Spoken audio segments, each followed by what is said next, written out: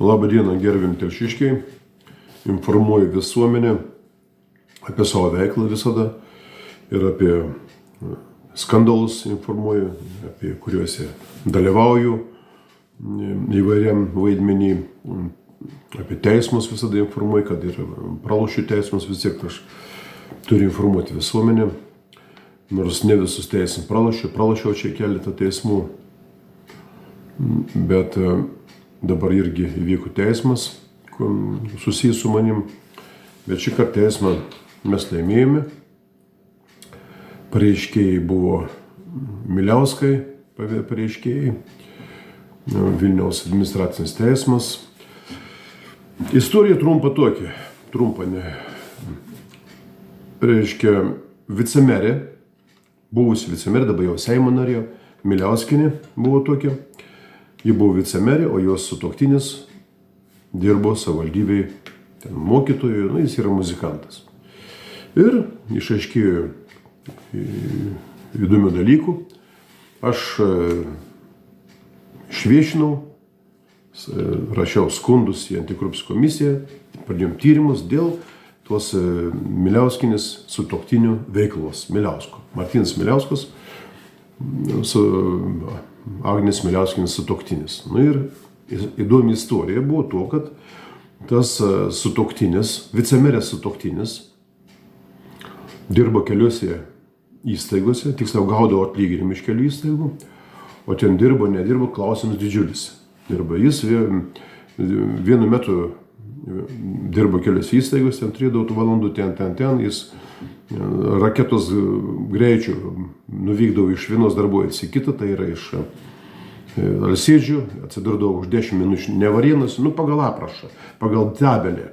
Ir tada buvo tų skundų prirašyta, antikorupcijos komisija, tyrinėjome mes tą visą veiklą, tai jo tiesioginis viršininkas Miliauskas Šmukšta buvo nubaustas, pripažintas, kai jis ten prirašė nesąmoningų tabelių, tų valandų rašė ten šiandien, gavo baudų. Šmukšta buvo nubaustas piniginė bauda, jo įstaiga vadovavimai irgi buvo nubaustas piniginė bauda, o jo tiesioginis viršininkas meras, aišku, jokios veiklos jis neižvelgė blogos, jis iš vis niek neveikė, mūsų meras Tomas Katkus, socialdemokratas. Tai ir Miliausko ta veikla buvo įdomi, nes dirba pas mūsų savivaldybėj, aš savivaldybės tarybos narys, aš privalau vykdyti kontrolę. Ir tų centrų, kultūros centrų kontrolę aš privalau vykdyti ir tai mano tiesioginė pareiga. Ir pasipradėjau domėtis ir pasirodo Miliauskas kur dirbo. Pažiūrėkit, jis kur dirbo. Jis dirbo Alsėdžių, Narutaičiaus gimnazijos muzikos mokytojų, vyriausiųjų mokytojų, Plungės Platėlio meno mokykloje vyriausiųjų mokytojų saksofoną, Nevarėnų kultūros centro meno grupės vadovų, Etninės kultūros globos taryboje vyriausių specialistų ir Lietuvos neįgaliųjų pensininkų bendrijoje. Kiek jis turėjo darboviečių ir spėdavo ten. Nespėdavo, iš tikrųjų aš važiuodavau tikrinti, nuvažiuodavau į Nevarėnus ir aš jį nerasdavau. Pagal grafiką nuvažiuoju, jis turėdavo dirbti iki 10 valandos vakaro, nuo ryto.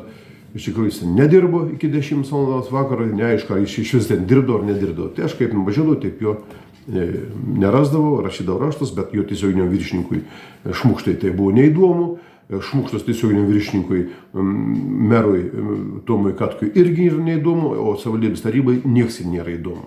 Tai ir aš tą visą reikalą paviešinau Facebook'e, tame kur dabar esu, Facebook'e. Aišku, skundus rašiau į antikorupcijos komisiją, kad pradėti tyrimą.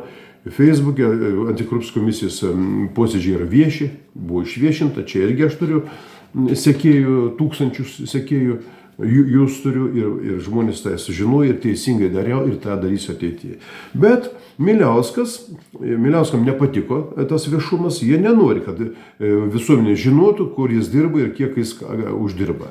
Jie apskundė mano tą veiklą, žurnalistų etikos inspektorius, toks yra tarnyba Vilniuje.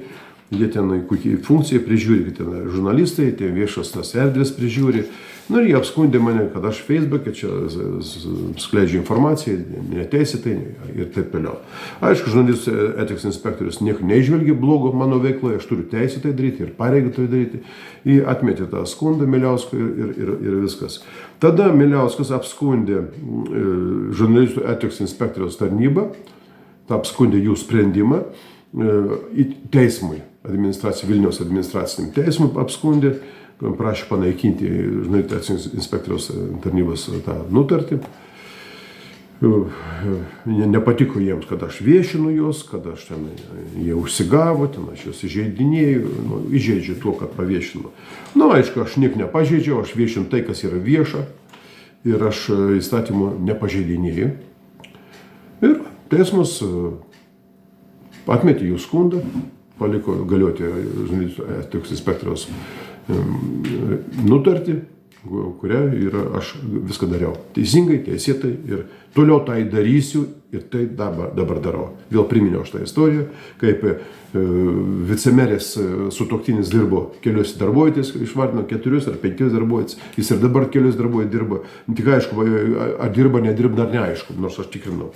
Tai vat, ir vicemerė dabar tapo Seimo narė. Jie dirba, pasirodo, elgėsi labai tinkamai, jeigu žmonės balsavo už juos.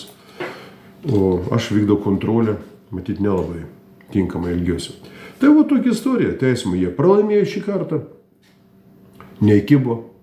Taip, kad iki sekančio karto pasiėmė advokatą, sumokėjo krūvų pinigų advokatą, aš nes pats rašyti, ką žinau, moka. Ir greičiausiai, kad nemoka tuo rašyti, ką parašė advokatas.